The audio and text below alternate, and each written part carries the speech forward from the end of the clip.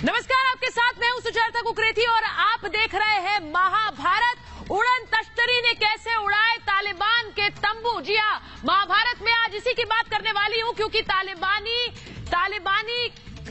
आतंकियों पर सबसे बड़ा हमला पंजशीर में हुआ है और इस हमले के बारे में विस्तार से महाभारत में आज आपको बताऊंगी क्योंकि पंजशीर में आखिर किसने उखाड़े तालिबान के तंबू। तालिबान के तंबू किसने उखाड़े क्योंकि देर रात तालिबानी आतंकियों पर हमला हुआ, एयर स्ट्राइक हुई। इस एयर स्ट्राइक के पीछे कौन है ये पता नहीं और इसीलिए आज पूछ रही हूं कि पंजशीर के मददगार कौन है। वहीं आपको ये भी बता रही हूं कि किस तरह से अहमद मसूद ने आह्वान किया और अफगानिस्तान उठ खड़ा हुआ है और किस तरह काबुल टू लंदन और लंदन टू वॉशिंगटन। जी हां, यहां प्रदर्शन देखने को मिला और सड़कों पर आवाम नजर आई। वो तस्वीरें भी आज महाभारत में।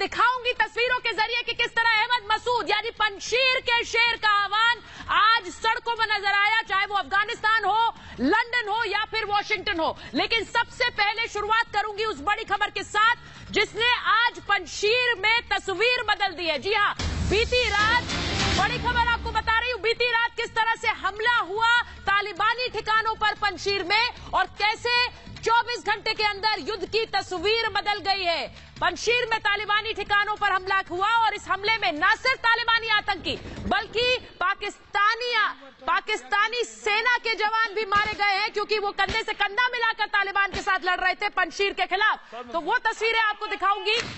आपको सबसे पहले बताती हूं कि बीती रात हुआ क्या है क्योंकि किस तरह से 24 घंटे के अंदर युद्ध की तस्वीर बदल गई। कैसे ये हालांकि सांकेतिक तस्वीरें हैं लेकिन जहां पर तालिबानी आतंकी थे उन्हें निशाना बनाकर हवाई बमबारी की गई, हमला किया गया।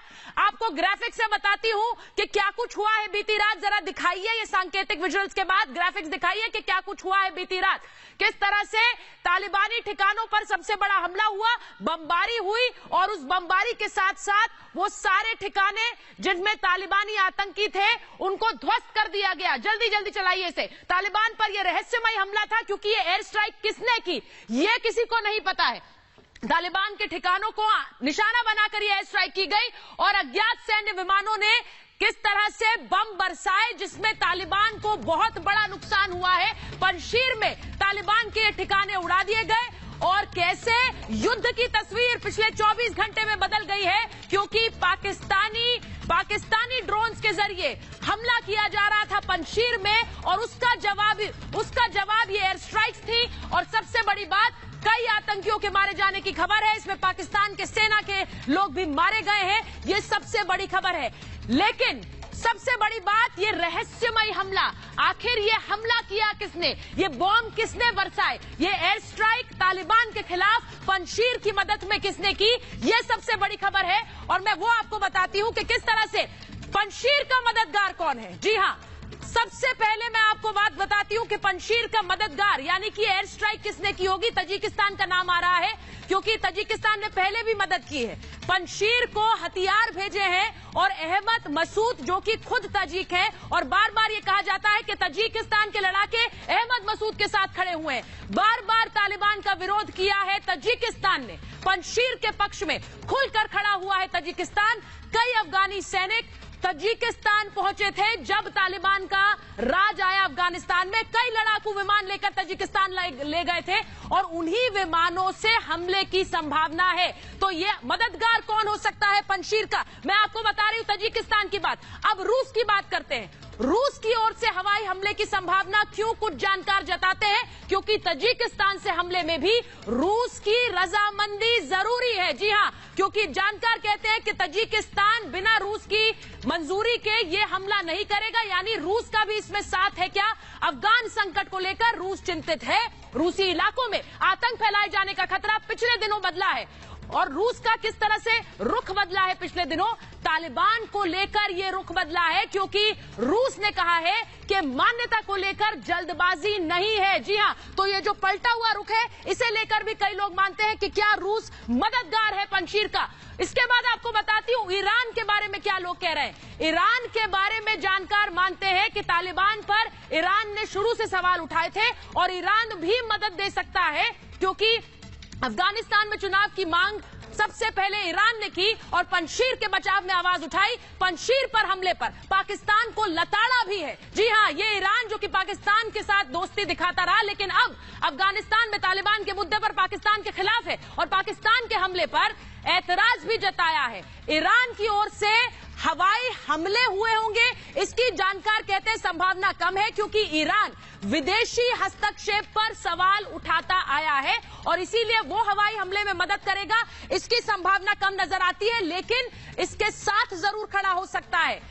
ये बड़ी बात आपको बता रही हूं, लेकिन सबसे बड़ी बात यह है कि इस पूरे हमले पर तालिबान चुप रहा है। तालिबान की चुप्पी रही है और तालिबान कुछ नहीं बोल रहा है। मैं आपको वो भी दिखाती हूं कि कैसे तालिबान की चुप्पी सामने आई है यो ग्राफिक्स के जरिए और ये सवाल क्यों उठ रहे हैं। तालिबान की चुप्पी किस तरह से हैरान करती है वो जरा ग्राफिक्स के जरिए दिखाइए, क्योंकि बीती रात ये हमला हुआ है और उसमें तालिबान ने अभी तक कुछ नहीं कहा है। हवाई हमले पर सन्नाटे में है तालिबान। आप देख रहे हैं तालिबान प्रेस कॉन्फ्रेंस कर रहा है, मीडिया से बात कर रहा है, लेकिन कल के हमले पर तालिबान ने अभी तक क्यों कुछ नहीं कहा? झटके के बाद तालिबान ने चुप्पी साध ली है। यानी क्या ये बड़ा हमला था? क्या इस हमले ने तालिबान की पंजशीर में कमर तोड़ दी? पंजशीर पर कब्जे का दावा किया था, उस समय भी तालिबान ने खुलकर बात रखी, गवर्नर हाउस पर कब्जा किया, ये बात भी तालिबान ने मीडिया के जरिए फैलाई और तस्वीरें जारी की। लेकिन ये हमला जो हुआ तालिबान पर, इस पर तालिबान अभी तक चुप क्यों है? और इसीलिए पूछा जा रहा है कि चुप्पी साधी है, क्या गहरी चोट खाकर सन्नाटे में चला गया है तालिबान? अभी तक इस हमले पर तालिबान ने कोई बयान नहीं जारी किया है। मैं बड़ी खबर इस वक्त की आपको बता रही हूं। बड़ी खबर जो आ रही है तालिबान के खिलाफ विरोध प्रदर्शन, मसूद के आह्वान पर कैसे उठ खड़े हुए हैं लोग। जी हां, अहमद मसूद ने कल एक ऑडियो क्लिप जारी की थी और काबुल से लेकर लंदन तक और लंदन से लेकर वॉशिंगटन तक किस तरह से प्रदर्शन हो रहे हैं मसूद के आह्वान पर। मसूद ने आह्वान किया और उठ खड़े हुए हैं अफगानिस्तान के लोग और विश्व समुदाय के लोग। ये प्रदर्शन की तस्वीरें अलग अलग जगह से आ रही हैं, तालिबान के खिलाफ खड़े होने की ये तस्वीरें आ रही हैं। मैं एक एक करके आपको तस्वीरें दिखाती हूं। मैं क्यों कह रही हूं कि अहमद मसूद के आह्वान के बाद किस तरह से लोग उठ खड़े हुए हैं। मैं आपको पहली तस्वीर दिखाती हूं। पहली तस्वीर दिखाइए हमारे दर्शकों को, किस तरह से अहमद मसूद के आह्वान के बाद किस तरह से अहमद मसूद ने आह्वान किया और उसके बाद प्रदर्शन की तस्वीरें दिखानी है हमें अंकित। प्रदर्शन की तस्वीरें दिखाते हैं। ये काबुल की तस्वीरें मैं आपको दिखा रही हूं, वहां पर तालिबान के खिलाफ प्रदर्शन की ये तस्वीरें देखिए और महिलाएं सड़कों पर उतरी हैं और ये तालिबान राज के खिलाफ प्रदर्शन कर रही हैं। फुल फ्रेम दिखाइए ये तस्वीरें। मैं एक एक करके आपको 4 तस्वीरें दिखाऊंगी और दिखाऊंगी कि अहमद मसूद की ऑडियो क्लिप, उनके आह्वान का किस कदर असर पड़ा है। ये पहली तस्वीर मैं आपको काबुल से दिखा रही हूं और पाकिस्तान के खिलाफ नारेबाजी, डेथ टू पाकिस्तान के नारे वहां पर लग रहे हैं। ये पहली तस्वीर है। दूसरी तस्वीर दिखाइए। आजादी आजादी। दूसरी तस्वीर आपको दिखाती हूँ काबुल में डेथ टू पाकिस्तान यानी पाकिस्तान मुर्दाबाद के खिलाफ के नारे लग रहे हैं, पाकिस्तान के खिलाफ नारे लग रहे हैं। काबुल की दूसरी तस्वीर आपको दिखाती हूँ, दूर तक देखिए लोग सड़कों पर हैं और ये तालिबानी नहीं है, ये अफगानिस्तान की आम आवाम है जो तालिबान के खिलाफ विरोध प्रदर्शन कर रही है। फुल फ्रेम दिखाइए ये तस्वीरें, क्योंकि ये तस्वीरें बयां कर रही है किस तरह से मसूद के आह्वान के बाद अफगानिस्तान की आवाम उठ खड़ी हुई है। अब मैं आपको लंदन और वॉशिंगटन की तस्वीरें दिखाती हूँ, वो भी दिखाइए। लंदन की तस्वीरें आपको दिखाती हूं, लंदन और वॉशिंगटन की तस्वीरें, जहां पर अफगानिस्तान में, ये लंदन की तस्वीरें आपके सामने, लंदन की तस्वीरें आपको मैं दिखा रही हूं, जिसमें किस तरह से लंदन में ये प्रदर्शन हो रहा है और अफगानिस्तान में तालिबान राज के खिलाफ ये प्रदर्शन है। ये लंदन की तस्वीरें हैं। अफगानिस्तान की, अब वॉशिंगटन की तस्वीरें आपको दिखाती हूं, वॉशिंगटन की तस्वीरें दिखाइए। अब वॉशिंगटन की तस्वीरें दिखा रही हूं, वहां पर भी कुछ इसी तरह का प्रदर्शन, ये देखिए तस्वीरें।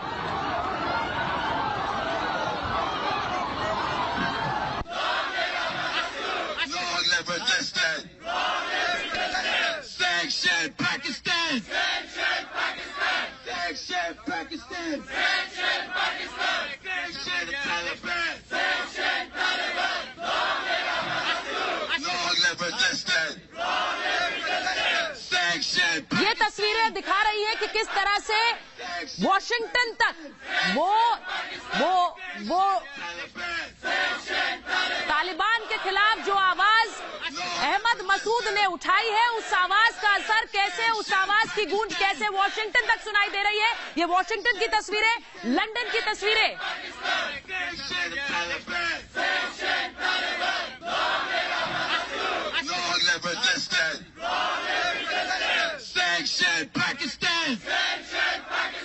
और मैं ये तस्वीरें आपको दिखाऊं, इसी के साथ साथ ये भी आपको बताऊं कि एक बड़ी खबर फहीम दश्ती पर आपको बताने वाली हूं। जी हां, बड़ी खबर आपको फहीम दश्ती पर बताने वाली हूं, यानी कि नॉर्दर्न अलायंस के प्रवक्ता फहीम दश्ती पर बड़ी खबर अपने दर्शकों को बताऊं।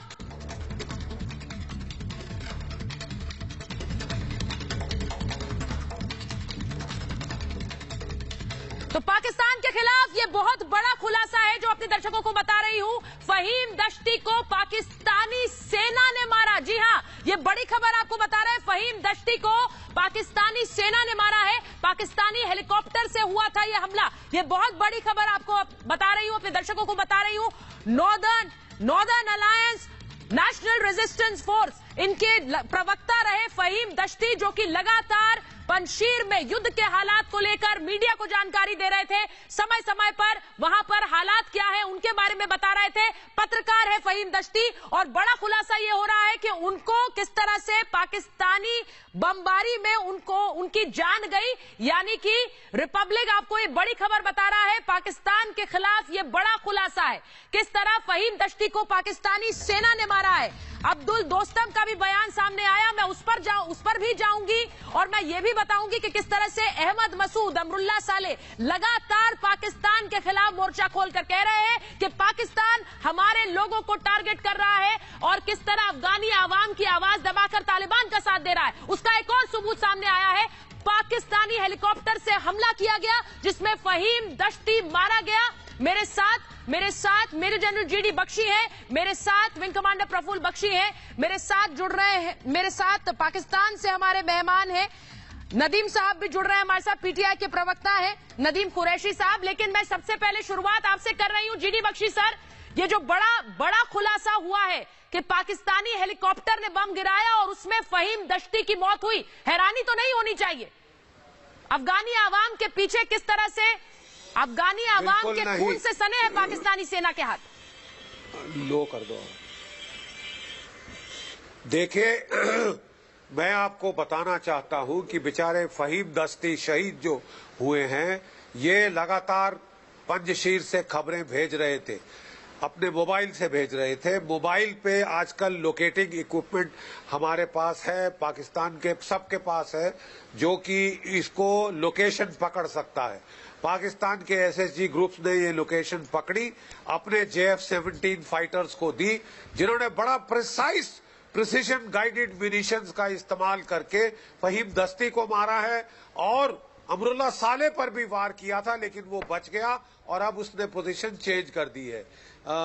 हमारी इनको हिदायत होगी कि ये अपने मोबाइल से बात ना करें, रिकॉर्ड कर लें, किसी और लोकेशन से अपनी खबरें बाहर भेजें। ये सीधा सीधा पाकिस्तान का वार है, लेकिन पाकिस्तान पे पलटवार भी हुआ है। जैसे बताया गया है कि कल और आज सुबह के बीच में वहां पे फाइटर्स ने अटैक किया है। कौन से फाइटर्स हैं, किसके हैं, इस पे अभी अटकलें लगाई जा रही हैं। एक अटकल तो यह है कि तालिबान के टेक ओवर करने के पहले कई सारे अफगानिस्तान एयरफोर्स के जहाज ताजिकिस्तान पहुंच गए थे और शायद उन्होंने ये पलटवार किया है। जी, इसके अलावा सर जो आप बता रहे हैं, जीडी बख्शी सर आम सपोर्ट दे रहा है।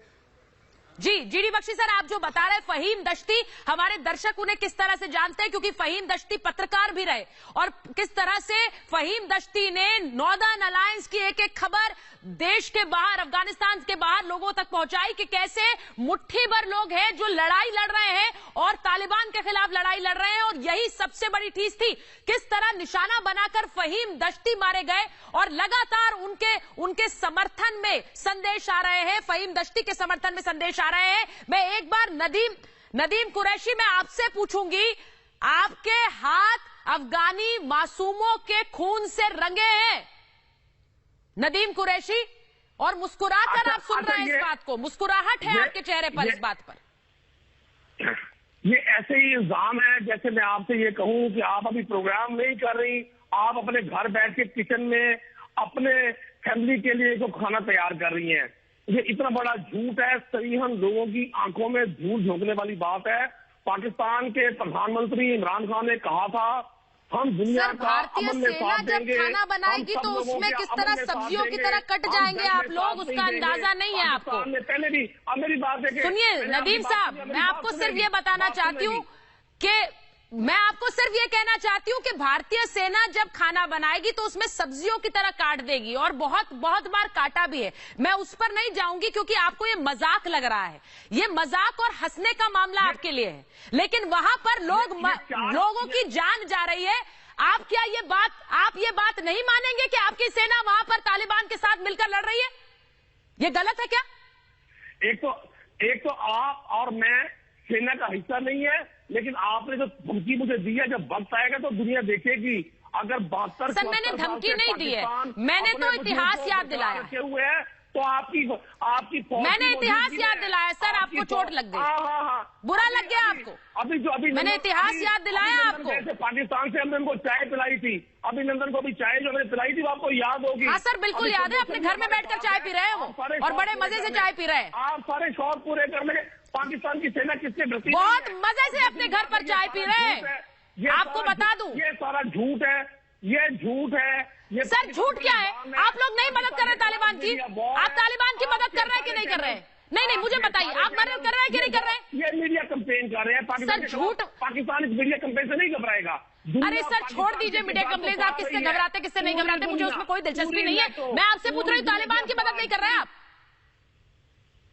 हम तालिबान की मदद करेंगे अफगानिस्तान को तरक्की देने में। अरे सर छोड़िए, करेंगे अफगानिस्तान में अमन। वही तो मैं कह रही हूँ, आप तालिबान की मदद कर रहे हैं, आम अफगानियों के खिलाफ खड़े हैं, आप पंशीर के खिलाफ खड़े हैं, आप बम बरसाते हैं, वहां पर ड्रोन भेजते हैं, और फिर आप ये मासूम सा चेहरा लेकर आ जाते हैं।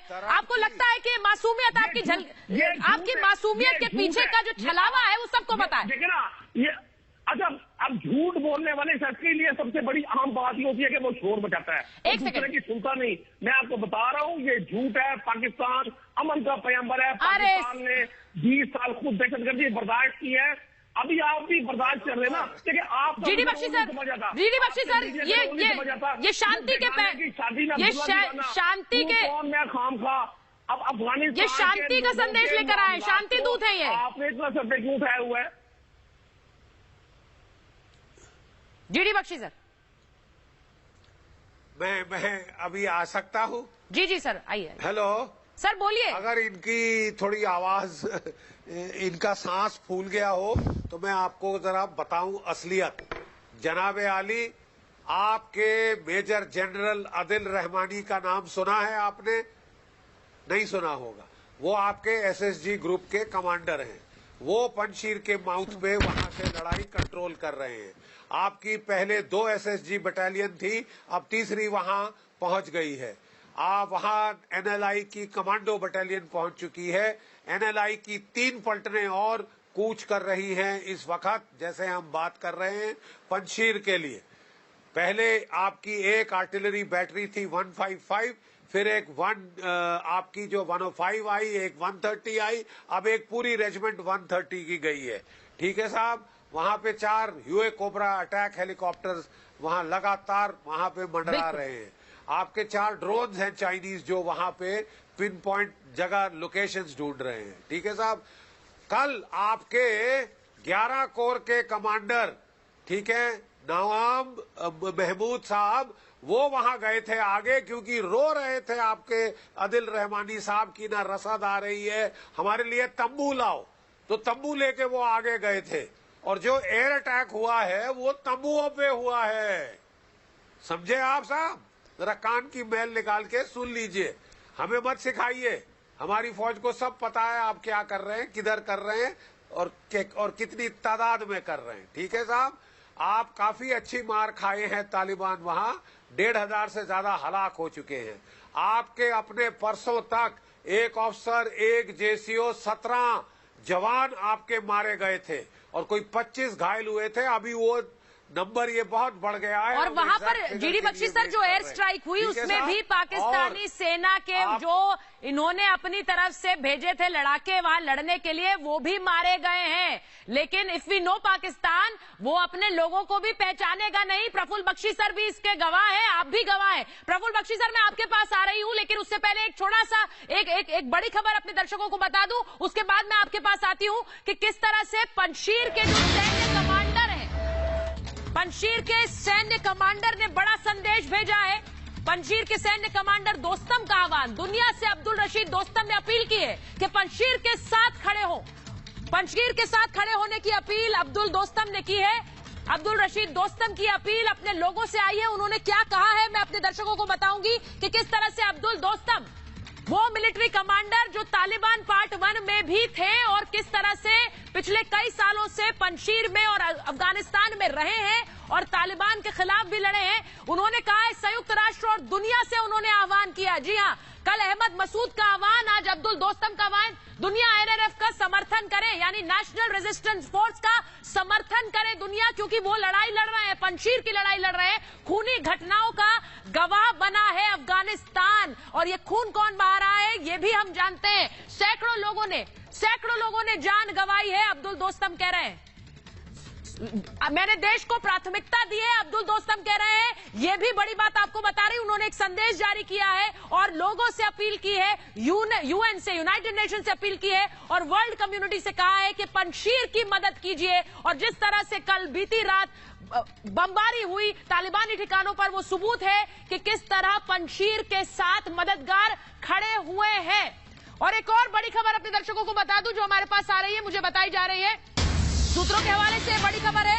सूत्रों के हवाले से बड़ी खबर अपने दर्शकों को बताऊं, पंजशीर में 21 पाकिस्तानी सैनिक मारे गए। जी हां, 21 पाकिस्तानी सैनिक मारे गए हैं। पाकिस्तानी फौज का अफसर भी ढेर हुआ है। जी हां, 25 पाकिस्तानी सैनिक घायल हुए हैं, 25 पाकिस्तानी सैनिक घायल हुए हैं, 21 पाकिस्तानी सैनिक ढेर हुए हैं और एक मिलिट्री कमांडर भी मारा गया है इस लड़ाई में। पाकिस्तानी सेना पर भी यह हमला इसलिए क्योंकि पाकिस्तानी सेना किस तरह तालिबान से कंधा मिलाकर ये युद्ध लड़ रही थी और कैसे ये हकीकत अब सामने आ गई, क्योंकि वहां पर पाकिस्तानी फौज का अफसर भी ढेर हुआ है और पाकिस्तानी फौज के अफसर के साथ साथ 25 पाकिस्तानी सैनिक घायल हुए हैं, 21 पाकिस्तानी सैनिक ढेर हुए हैं, मारे गए हैं। और ये सबसे बड़ा सबूत है GD Bakshi sir, this is the biggest evidence, सबसे बड़ा सबूत कि किस तरह पाकिस्तानी सेना वहां तालिबान के साथ कंधे से कंधा मिलाकर पंजशीर के लोगों का खून बहा रही है। जीडी बख्शी सर, देखिए ये जो हमने दी है कैजुअल्टी फिगर बिल्कुल सही है, लेकिन ये परसों तक की है। अभी 2 रात और 2 दिन की लड़ाई के और जो इनका नुकसान हुआ है वो अभी आने वाला है, हमको मिल जाएगा कुछ समय में। लेकिन इनका बड़ा जबरदस्त इनको नुकसान हुआ है, इससे भी ज्यादा नुकसान हुआ है, क्योंकि जो पेशावर का हॉस्पिटल है उससे सारे जो नॉर्मल लोग हैं जिनको मलेरिया शलेरिया है वो सब निकाल दिए गए और भर रहा है वो पेशावर का हॉस्पिटल। अब स्वात का हॉस्पिटल भी खोल दिया गया है, मिलिट्री हॉस्पिटल स्वात का, कैजुअल्टीज के लिए। बड़े पैमाने पे कैजुअल्टीज हुई है और अभी और होगी। जो एयर स्ट्राइक हुई है उसका डेटा अभी तक नहीं आया है, कि कितने इनके मरे हैं। वो तंबू जो इन्होंने गाड़े थे, जो रहमानी साहब रो रो के मांग रहे थे कि ठंड लग रही है, बाहर तंबू दो, तंबू में सो जाएं। अगर वो तंबू हिट हो गए हैं तो साहब उन तंबुओं में 11 कोर कमांडर भी था और मेजर आदिल रहमानी भी था। अगर वो गए हैं तो इससे भारी नुकसान हो नहीं सकता पाकिस्तान का। लेकिन देखते हैं अभी आगे कितना और इनको खानी पड़ेगी मार, ये तो वक्त ही बताएगा। और जैसा आप बता रहे हैं जीडी बख्शी सर, मैं एक बार प्रफुल्ल बख्शी सर के पास चली जाऊं। प्रफुल्ल बख्शी, आप जिस तरह से बमबारी हुई कल बीती रात, मैं उस पर आपके पास आऊंगी क्योंकि आप बेहतर बता पाएंगे ये बमबारी किस तरह से तालिबान के ठिकानों को निशाना बनाकर हुई। लेकिन उसके पहले ये पाकिस्तान का झूठ जो बार बार वो कहते हैं सेना को भेज दिया पंजशीर का खून बहाने। देखिए ऐसा है, ये बॉम्बिंग जो हुई है ये बड़ी नॉर्मल बॉम्बिंग है। अगर आपको ग्राउंड का टारगेट मिल जाता है तो बॉम्बिंग करने में कोई प्रॉब्लम नहीं है, और अगर उनके कोऑर्डिनेट्स मिल जाते हैं, आपका प्रिसिजन गाइडेड म्यूनिशन है तो कोई प्रॉब्लम नहीं है। अब पाकिस्तानी कमांडर ने सोचा था कि ये तो कंपनी बाग में घूमने जा रहे हैं, कोई प्रॉब्लम नहीं होगी। उन्होंने कोई प्रिकॉशन नहीं लिया, कोई एयर डिफेंस प्रिकॉशन नहीं लिया। और दूसरी बात है, जब फौज आगे बढ़ती है, अगर फौज को एयर कवर नहीं होगा तो यही होगा। जैसे पाकिस्तानी टैंक लोंगेवाला में आए थे बिना एयर कवर के और सबके सब हल्लाक हुए थे, यही अभी आप डिस्क्राइब कर रहे हैं। और जनरल जीडी बख्शी जो बोल रहे थे वो एग्जैक्टली वही हुआ है। कोई एयर कवर नहीं है उनको, बड़े आराम से फाइटर आए हैं, उन्होंने डिस्ट्रॉय किया है, सबके पास कोऑर्डिनेट है। क्वेश्चन ये है, जब तक आप आगे एयर स्ट्राइक तो ठीक है, पर एयर स्ट्राइक के बाद आपको ग्राउंड का अधिकार भी लेना पड़ेगा। क्या आपकी आर्मी बढ़ रही है? इस समय पाकिस्तान की आर्मी की प्रॉब्लम शुरू हो गई है और पाकिस्तान की आर्मी अब अपने जो मृतक गिन रही है और अपने जो वुंडेड गिन रही है, उसके साथ में अब पाकिस्तान की अंदर जो क्वेश्चन एंड आंसर्स होंगे।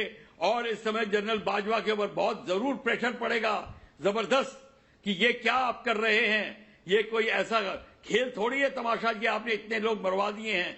तो ये सारा का सारा होगा। अब चाइना जो है वो वेट कर रहा है, चाहे जितने फाइनेंस दे दे।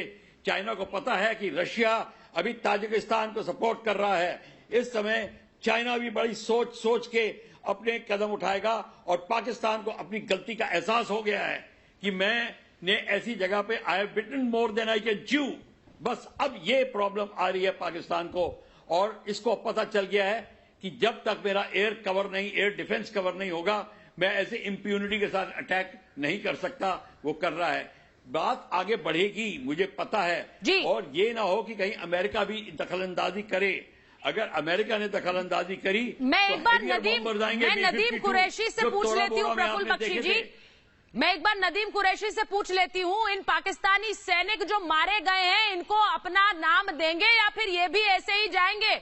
जैसे आपने कई बार कारगिल में अपने सेनाओं को नहीं पहचाना, इनका भी वही अंत है। तात्सुब ना बरतिएगा, मेरी बात सुनिएगा, मेरी बात सुनने का हौसला भी रखिएगा। बख्शी साहब भी सुने और आप भी सुनिए। जो आप बाइस करती है, बात नहीं सुनती। पहली बात तो है, प्रोग्राम ख्वाहिशात पर नहीं हुआ करते। पाकिस्तानी सेना, पाकिस्तानी अफवाज आपके हवास पर इतनी सवार हो गई है, और बिलखुसूस जनरल बख्शी, लगता है मुझे इनकी तबीयत ठीक नहीं है, इनको पहले किसी डॉक्टर से इलाज करवाना चाहिए। लोगों को अपने जेल पर सवार करके आप दुनिया को क्या पैगाम दे रहे हैं? आपका रोल क्या अफगानिस्तान में? बेगाने की शादी में अब्दुल्ला दीवाना, तू कौन मैं खाम खा। अब भाई आप, लेकिन मेरी बात सुने, मेरी बात सुने। आप कहते हैं गाजर मूवी की तरह काट देंगे। का जो बात है ना, ये आप अपने तक रखिए। नहीं। The world community knows who needs medical treatment, sir. The entire world community knows who needs medical treatment. इस तरह की बेहूदी बात सर। नदीम जी, मैं अभी भी जी कर बात कर रही हूँ सर, मैं अभी भी जी करके बात कर रही हूँ, क्योंकि आपसे मैंने सीधा सवाल पूछा। आपने कारगिल में अपने सैनिकों की लाशों को पहचानने से मना कर दिया, ये सच्चाई है। चेक करा ले। जगह मेरी बात सुने ना, अब बात तो सुने ना जी। नहीं, क्यों सुनूं मैं आपकी बात, क्यों सुनूं मैं आपकी बात? कोई तथ्य कहेंगे तो मैं सुनूं आपकी बात। दलील से। अच्छा, मैं आपकी तकलीफ महसूस कर रहा हूँ, मैं आप सब लोगों की अजियत महसूस कर रहा हूँ, मैं आपका गुस्सा महसूस कर रहा हूँ। हाँ। आपके जो 62 कैंप वहां बनाए गए, इंडिया ने बनाए जो 62 कैंप, हाँ। और अरबों रुपए की फंडिंग की, ये सारा प्रेशर आप बिल्ड कर रही है पाकिस्तान पे लोगों का ट्रैक चेंज करने के लिए। मैं आपकी तकलीफ समझ रहा हूँ, लेकिन ऐसा नहीं होगा। आज अफगानिस्तान अगर आगे बढ़ रहा है, अफगानिस्तान में अमन कायम है।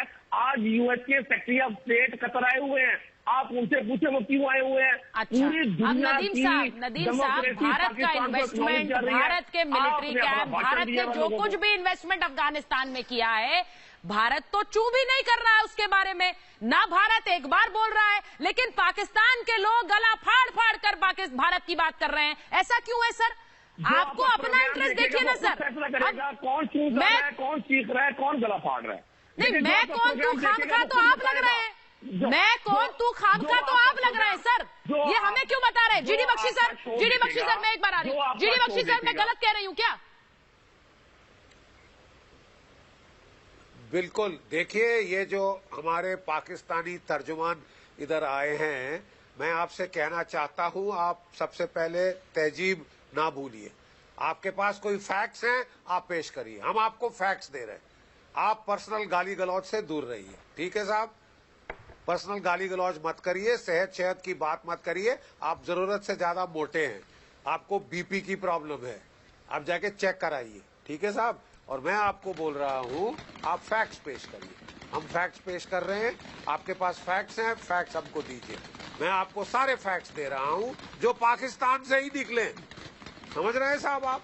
आप ही के लोग बता रहे हैं, वही पब्लिक डोमेन में डाल रहे हैं। जरा अपना मोबाइल चेक कर लीजिए। आप बगैर पढ़े, बगैर रिसर्च किए आते हैं और यहाँ समझते हैं कि चीख चिल्लाने से काम चल जाएगा। इस चैनल पे नहीं चलेगा साहब, इंडियन चैनल्स पे नहीं चलेगा। आपको फैक्ट्स पेश करने पड़ेंगे। मैंने आपको बताया कि पाकिस्तान ने इंटरवेंशन शुरू किया था 2 SSG बटालियंस के साथ, और इसके साथ, इस ग्रुप के साथ major general Adil Rahmani incharge थे। ये लगातार बढ़ते जा रहा है, क्योंकि इनको कोई कामयाबी नहीं मिली। पिटे ये भी। पहले तालिबान ने कोशिश करी, ब्लडी नोज मिला। फिर उन्होंने जनरल बाजवा साहब से रिक्वेस्ट किया कि अगर आप हमको ये जो पाकिस्तान, जो अफगानिस्तान के वाइस प्रेसिडेंट अमरुल्लाह साले का सर दिला दे, हम आपकी कश्मीर में मदद करेंगे। ये हमारे पास फैक्चुअल इनपुट है। उसके पश्चात 2 SSG बटालियन भेजी गई, वो भी फेल हो गई। अब तीसरी भेजी गई है, NSG जो नॉर्दर्न लाइट इन्फेंट्री की कमांडो। सर, मुझे बुरा इस बात का लगता है, और मैंने यही सवाल इसलिए इनसे पूछा जीडी बख्शी सर, कि आपने जवान तो भेज दिए अपनी सेना के, लेकिन वो जो ढेर हुए हैं उनको ये अपना मानेंगे कि नहीं? क्योंकि इनकी ये फितरत रही है, कारगिल में यही इन्होंने किया, लेकिन उनका अंतिम संस्कार भारत ने किया, और किस तरह से अपन पूरी परंपरा को ध्यान में रखते हुए किया, ये भारत ने किया। इसीलिए समय समय पर इतिहास की डोज देना इन्हें बहुत जरूरी है। बड़ी खबर अपने दर्शकों को बताती हूँ, और नदीम साहब आप भी सुनिएगा, आपके लिए भी है बड़ी खबर। अपने दर्शकों को बता दूं कि तालिबान के कब्जे से मुक्त हुआ है अंद्राब। फिर से अंद्राब पर NRF का कब्जा हुआ है। जी हाँ, नेशनल रेजिस्टेंस फोर्स ने अंद्राब पर कब्जा कर लिया है। पंजशीर के कई इलाके भी मुक्त हुए हैं। NRF ने अंद्राब पर कब्जा किया है। कल किस तरह से पंजशीर पर कब्जे का दावा किया था तालिबान ने, और NRF का कहना है कि पंजशीर और अंद्राब पर अब कब्जा कर लिया है। एक बार फिर से NRF ने कब्जा कर लिया है, यानी कि अभी पिक्चर बाकी है और ये युद्ध भी जारी है। बार बार ये कहना कि तालिबान ने कब्जा कर लिया पंजशीर पर, उन दावों को किस तरह से ढेर कर रहा है पंजशीर के लड़ाके। सोचिए किन मुश्किल परिस्थितियों में लगातार इस युद्ध को लड़ रहे हैं। एक और बड़ी खबर मैं आपको बता रही हूं, और वो बड़ी खबर जुड़ी हुई है रूस और भारत से। जी हाँ, बड़ी खबर अपने दर्शकों को बता रही हूं। कल दिल्ली दौरे पर है रूस के NSA डोभाल से मिलेंगे निकोलाई पेत्रुशेव। जी हाँ, रूस के NSA निकोलाई पेत्रुशेव कल भारत आ रहे हैं, और भारत रूस में NSA लेवल की वार्ता होनी है। ये बड़ी खबर अपने दर्शकों को बता रही हूं। अजीत डोभाल से मिलेंगे निकोलाई पेत्रुशेव, यानी कि रूस के एनएसए हैं, नेशनल सिक्योरिटी एडवाइजर हैं। और अब अफगानिस्तान पर भारत और रूस के बीच ये मंथन कितना अहम हो गया है, मैं ये भी आपको बताती हूं, क्योंकि कल ये अहम बैठक होनी है जब रूस के एनएसए भारत आएंगे और किस तरह से अफगान संकट को लेकर रूस और भारत साथ हैं। रूसी एनएसए डोभाल से मुलाकात करेंगे। ये मुलाकात कल होनी है, 8 सितंबर को दिल्ली में मुलाकात होनी है। ये मुलाकात दोनों एनएसए के बीच होगी, यानी अजीत डोभाल और पेत्रुशेव के बीच। अफगान संकट से कैसे निपटना है और दोनों देश किस तरह से साथ मिलकर अफगान संकट पर काम कर सकते हैं, इसे लेकर ये कल बैठक है। रूस और भारत क्या साझा रणनीति बनाएंगे? आपको पता है कि ब्रिक्स के भी दोनों देश सदस्य हैं, ब्रिक्स बैठक भी होनी है। उससे पहले रूस और भारत के बीच एनएसए लेवल की ये बातचीत है, ये बैठक है। 2 दिन के दौरे पर रूस के एनएसए आ रहे हैं और सोचिए ये कितनी अहम बैठक होगी। इस वक्त मौजूदा समय में रूस और भारत के एनएसए के बीच ये बैठक अफगान संकट को लेकर अफगानिस्तान पर क्या साझा रणनीति बनाएंगे भारत और रूस, क्योंकि इन दोनों देशों का स्टैंड अफगानिस्तान और तालिबान पर बेहद अहम होगा। और ये साथ आते हैं तो तालिबान और अफगानिस्तान के साथ कैसे डील करना है, उसे लेकर एक अहम रणनीति बन सकती है। मेरे पास महाभारत में इतना ही समय था। बहुत बहुत धन्यवाद आप सभी का।